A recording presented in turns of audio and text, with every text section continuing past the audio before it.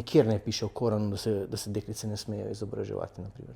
To je jasno, ampak seveda gre za zlorabo vere, ki se je pa treba zoperstaviti.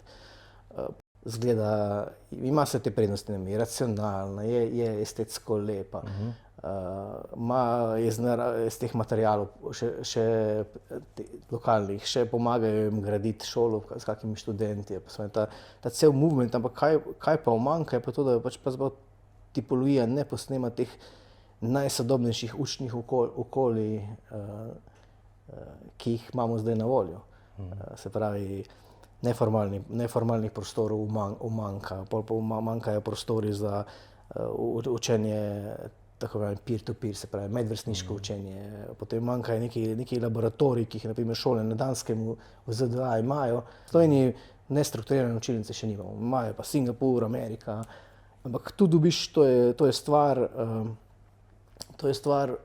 opreme, ker pač prostor je predpisan z zakonom, se pravi, učilnice po celem svetu so od 35 v Butanu do 70, ki je v zahodni Evropi, 58 v Sloveniji, 56 Hrvaška, pač karkoli.